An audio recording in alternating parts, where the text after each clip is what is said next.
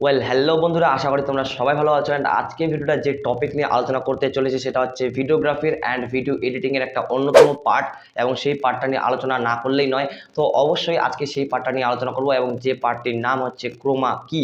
So Croma কির আজকে এই part নিয়ে আলোচনা করব, এবং অলরেডি অনেকেই জানেন যে ক্রোমা কি কীভাবে ইউজ করতে হয়, যারা অবশ্য ভিডিও এডিটিংয়ের টিউটোরিয়াল দেখে বা নিজে ভিডিও এডিটিং করে। হোম রিলেটেড পার্সন কিন্তু অলরেডি সবাই জেনে গেছে যে কীভাবে ক্রোমা কি ইউজ করতে হয়। সো আজকে আমি ক্রোমা কি কীভাবে ইউজ করতে হয় সেটা জানাবো না, জাস্ট আজকে জানাবো যে ক্রোমা কি ইউজ করার সময় কি কি বিষয় আপনাদের মাথায় রাখতে হবে সেটা নিয়ে আলোচনা করব।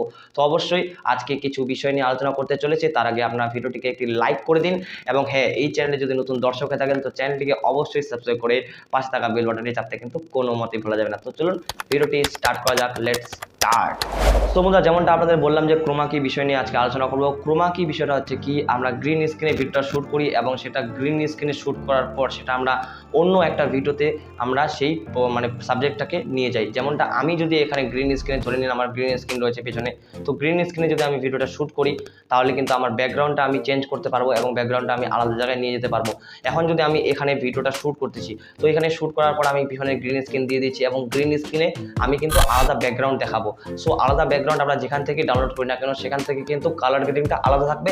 এখন এখানে যে আমি শ্যুট করছি এখানকার কালার গ্রেডিং কিন্তু আলাদা রয়েছে, যেমনটা আপনারা দেখতে পাচ্ছেন যে এখানে আমার কিন্তু কালার গ্রেডিংটা পুরোপুরি আলাদা। এবং আমি যদি কোনো একটা ব্যাকগ্রাউন্ড সিলেক্ট করি, যে কোনো ব্যাকগ্রাউন্ড সিলেক্ট করি, সেখানে কিন্তু সেই ব্যাকগ্রাউন্ডের সঙ্গে আমার যেটা কালারটা রয়েছে, কালার টোনটা, এই কালার টোনটা কিন্তু সেখানে ম্যাচিং হবে না। তো ম্যাচিং না হওয়ার কারণে কিন্তু সেই ভিডিওটা বোঝাই যায় যে এটা গ্রিন স্ক্রিনে শ্যুট করা হয়েছে বা এখানে ব্যাকগ্রাউন্ডটা চেঞ্জ করা হয়েছে। তো এই বিষয়টাই আজকে আপনাদের আমি বলতে চেয়েছি যে আপনাদের কালার গ্রেডিংটা কিন্তু মাথায় রাখতে হবে, যে আপনারা শুধুমাত্র গ্রিন স্ক্রিনে ভিডিওটা শ্যুট করছেন অথবা গ্রিন স্ক্রিন কোনো ভিডিও আপনারা ইউজ করছেন, সেখান থেকে বোঝা যাচ্ছে যে এটা আপনাদের আলাদা আলাদা জায়গায় শ্যুট করা ভিডিও। তো আলাদা জায়গায় যাতে শ্যুট করা ভিডিও না মনে হয়, সেই কারণে আজকে আপনাদের বলতেছি যে আপনাদের কালার গ্রেডিংটা কিন্তু মাথায় রাখতে হবে। তো যেমনটা আপনাদের বলতে হবে যে কালার গ্রেডিংটা আপনাদের কীভাবে মাথায় রাখতে হবে, আপনাদের বলে দিই সবার প্রথমে যে আমার যেটা কালারটা রয়েছে, মানে যে সাবজেক্টটা আপনার কালার থাকবে সেই সাবজেক্টটা কালারটা আগে বাদ দিন।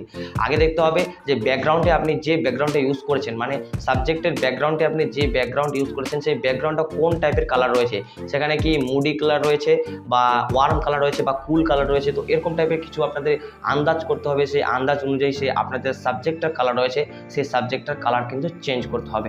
তো এর ক্ষেত্রে কি হয়, এর ক্ষেত্রে আপনাদের আরেকটা কথা বলি, সেটা হচ্ছে কাইন মাস্টারে আমি এরকম ব্যাকগ্রাউন্ড চেঞ্জ করে ভিডিওটা ভিডিওর ব্যাকগ্রাউন্ডটা চেঞ্জ করে আমার যেটা সাবজেক্টের কালার রয়েছে সেই সাবজেক্টের কালারটা আমি কালার যেটা ব্রাইটনেস এক্সপোজার যা কিছু আছে সেগুলো আমি অ্যাডজাস্ট করছিলাম।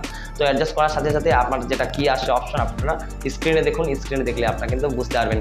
তো এরকম টাইপের কিছু একটা আসছে। তো এরকম টাইপের যদি আপনাদের কিছু একটা হয়ে থাকে তাহলে আপনাদের আমি একটা সলিউশন বলতে পারি, সেটা হচ্ছে আপনাদের সাবজেক্টের কালার যেহেতু আপনারা চেঞ্জ করতে পারছেন না, তাহলে আপনাদের কি করতে হবে, সাবজেক্টের কালার অনুযায়ী ব্যাকগ্রাউন্ডের কালারটা আপনি সাবজেক্টের মতো নিয়ে আসেন। তো এরকম টাইপের করতে হলে আপনারা দেখতে পাচ্ছেন আমার স্ক্রিনে আমি কিভাবে করতেছি। আমার সাবজেক্টের কালার যেহেতু চেঞ্জ হচ্ছে না, সেই কারণে আমি কিন্তু ব্যাকগ্রাউন্ডটা আমার সাবজেক্টের অনুযায়ী কিন্তু কালারটা নিয়ে আসছি। এর ক্ষেত্রে এটা আপনাদের ভিডিওটা এক্সপোর্ট করতে হবে, এর কালারটা একসাথে ম্যাচ করার পর সাবজেক্ট অনুযায়ী ম্যাচ করার পর আপনাদের এক্সপোর্ট করতে হবে। অ্যান্ড এক্সপোর্ট করার পর আপনার সেটা কালার গ্রেডিংয়ে কোনো অ্যাপস রয়েছে, VSCO 3D লাট এরকম টাইপের অ্যাপস রয়েছে, সেই অ্যাপসগুলোর সাথে সাথে কিন্তু আপনারা আপনাদের ভিডিও কালার গ্রেডিং কিন্তু করতে পারবেন।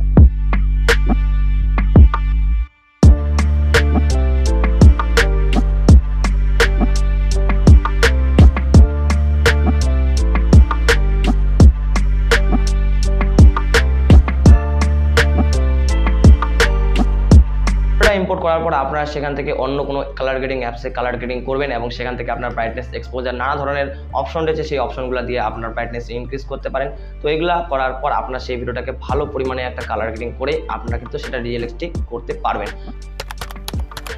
তো আজকে এই বিষয়টা নিয়ে আলোচনা করতে চেয়েছিলাম যে আপনাদের ক্রোমা কি ইউজ করার সময় আপনাদের সাবজেক্টের কালারটা এবং ব্যাকগ্রাউন্ডের কালারটা যেন এক থাকে, ম্যাচিং থাকে, যাতে বোঝা না যায় যে আপনাদের ভিডিওটা অন্য জায়গায় শ্যুট করা হয়েছে। তো অবশ্যই আপনারা তো ভালো মতোভাবে বুঝতে পেরেছেন যে আমি কি বোঝাতে চেয়েছি। অ্যান্ড চলুন আজকের মতো এটুকুই। ক্রোমা কি ইউজ করা ভিডিওতে আপনারা কীভাবে কালার গ্রেডিং করবেন সেটার জন্য যদি আপনার টিউটোরিয়াল চাই তাহলে অবশ্যই নিচে কমেন্ট বক্সে কমেন্ট করবেন। তো চলুন আজকের মতো এটুকুই, দেখা হচ্ছে পরের ভিডিওতে। ভালো থাকবেন, সুস্থ থাকবেন, টেক কেয়ার অ্যান্ড বাই।